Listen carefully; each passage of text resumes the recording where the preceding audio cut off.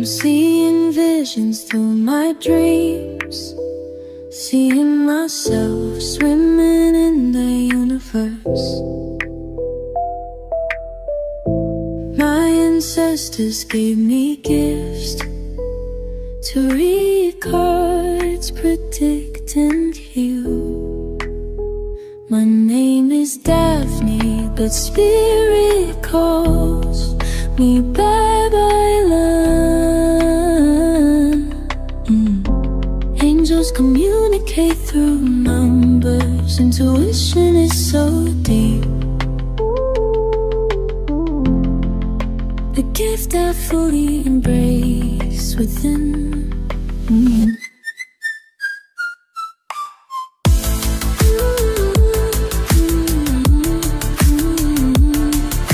Hi everyone! Welcome po sa inyong almost personal readings. No? So tingnan natin ngayon kung anong ang update. Ngayon meron tayong retrograde. I want you to know that this is a general reading.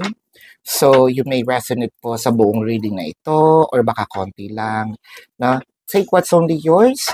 And this is also a timeless reading. So whenever you find this video or this message, the video and the message is meant to also find you, no?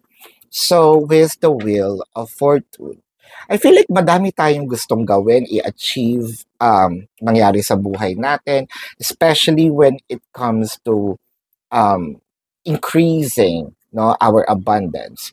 Abundance may mean different things to every people, though. Abundance may mean money for some, no? Abundance may mean yung aking paboritong sapatos or collection ko ng sapatos, no? Abundance may mean my peace of mind, no? So, kung ano yung abundance mo, I feel like gusto mo siyang dagdagan, no? Kaso, parang wala tayong control with the full card. Somewhat parang nagiging, kung pera ito, no? Parang ang system natin dito is happy-go-lucky. Parang feeling natin, mauubos yung pera kapag hawak lang natin. So parang kailangan kong gastusin. Yung iba naman dito, if your abundance is relationship, no? Parang ang sinasabi dito, with the full card, kasi ang nangyayari dito with the full card is, yung isa mature, yung isa parang nagiging immature or nagiging childish, no? Also, may pagka-ano din eh, yung walang filter yung bunganga. It's okay, no, na minsan dapat nagpapakatotoo tayo. Pero somewhat, meron din tayong filter. Lalo na kapag sa pakikipag-usap doon sa taong mga mahal natin, no? Kasi unang-una ayaw din naman natin silang saktan. Pero yun nga, hindi natin napipigilan. Minsan kung ano-ano na yung lumalabas sa bibig natin, no? With the 9 of Swords. So, I think that you're a little stressed right now. Hindi ka nakakapagtulog-tulog. Siguro meron ding utang, what have you. Or with the 9 of Swords, siguro hindi rin na alam nito. Whichever, kung kaninong role to. Pwedeng ikaw, pwedeng yung person mo, no? Someone is hindi nakakapagtulog-tulog dahil sabihin nating kasi with the 9 of Swords, meron akong nagawang hindi maganda, no? Gusto kong humingi ng sorry, gusto ko ring ayusin, pero hindi ko alam kung paano siya i-execute, no? With the Queen of Cups and the Ace of Swords, parang sinasabi din dito na, kasi Queen of Cups, mahal kita, no? Meron akong nararamdaman. Actually, gusto ko na nga na makipag-ayos or ayusin itong sitwasyon natin.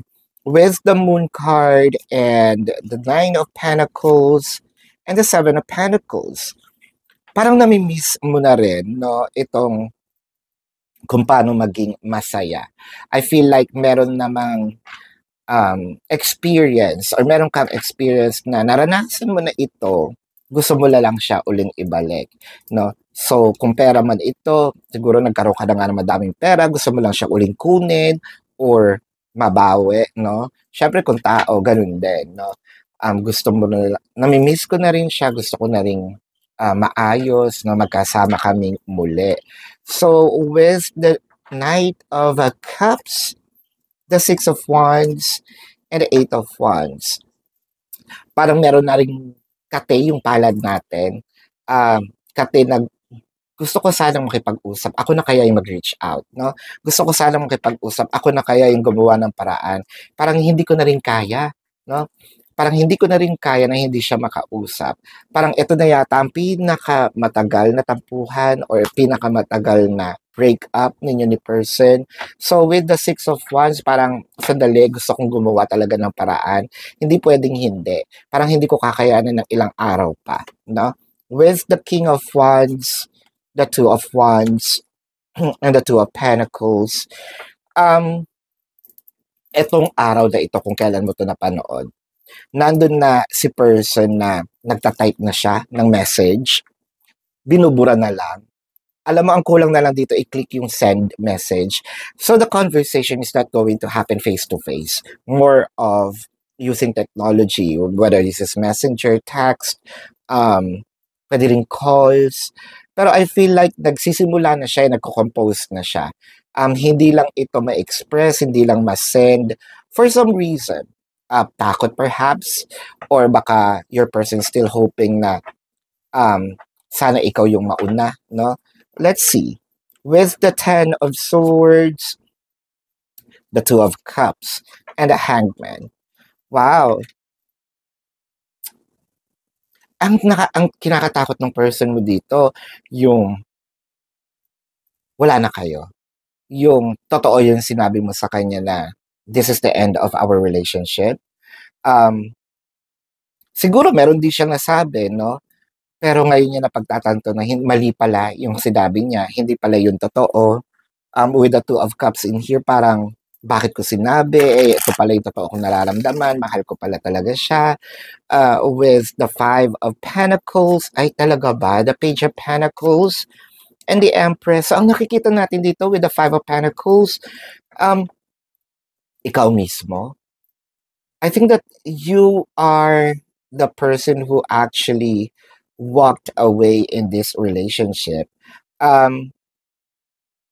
for a few numbers of you blind knock. Or you can probably, kung hindi man siya blind knock, as in total, na hindi niya makita yung inyong mga post, open pa rin naman, pero hindi mo sinasagot. Sometimes you're just seeing, no, para nakasin lang siya, or literal, ayaw mong tignan yung mga messages niya. Now, with the Knight of Pentacles, the Ten of Cups, and the Page of Swords, meron siyang promise. Actually, the promise here is more of nakakakilig. Pero, ang tanong ko nga dito, are we going to just believe in the promise because talk is cheap? No? Talk is cheap, we're in, pwede naman natin sabihin kung anong gusto natin sabihin, but actions, no? Doon tayo mag-rely sa actions. Kasi pwede niya sabihin dito, ikaw pa rin ang mahal ko, mahal pa rin kita with the Ten of Cups, no? Parang ngayon ko na-realize na tayong dalawa, ready na ako magkaroon tayo ng commitment. Where's the action? No? So, tingnan natin kung magkakaroon nga siya ng action. With the Four of Cups, ayan ako, Ace of Pentacles, Page of Wands. Yun naman pala. I feel like nagpapakipot tayo ng bahagya. Totoo naman. Meron na siyang konting mga efforts, no? Meron na dito mga konting mga pagpapalipad hangin. With the Four of Cups, medyo hindi pa rin natin siya pinapansin. Inoobserbahan natin siya, kumbaga. So, I think that what you wanted in here is for you to see more efforts, no, from your person. Parang sa tagal na natin, no, I deserve a bit of more, more efforts, more of your time, energy, no? Yeah, so yun yung nakikita natin. Pero I feel like magkakaroon naman 'to ng, continuation, itong relationship ninyo. Kasi totoo naman yung kanyang sinasabi na nagbabago na ako. Yun lang, kailangan mo lang siyang kumbinsihin na kung totoo yung sinasabi mo, you have to show it to me, 'no? So, ayan ang iyong reading. Tignan natin ang zodiac sign ng iyong person. Pero bago po yan, gusto ko pong ipaalam sa inyo na sa description box ng video na ito, there is a link, no? Click the link, you will be routed, lalo na kung may katanungan kayo. Click the link, you will be routed to my website. Nandun po yung information, name, number, QR code, amount per question. Take advantage of the 4 questions plus 1 kasi discounted po yon. And if you want to book a private reading, nandun din po siya. Let's check the zodiac sign now. This can be their sun sign or a placement in their chart. Or pwedeng lumabas din ang inyong zodiac sign, no? Scorpio,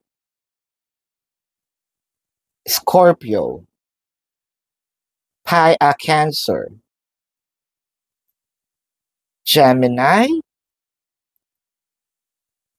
Libra, Cancer, Taurus or Virgo, Pisces, Sagittarius, Leo, Capricorn, Taurus, bumalik na naman si Taurus. Leo, madami. Sagittarius is here. Capricorn, Aries is here. Aquarius is here. Yeah, Leo is pabalik-balik.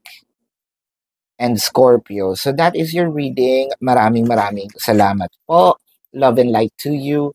Namaste. See you po no, sa susunod na readings. Goodbye. Predicting future is my purpose. Yelling the stars align. I am Daphne, also known as Papailand, standing in my own design. Through the light and the dark, I found my way. In the whispers of time, I hear what they say. Guided by the stars.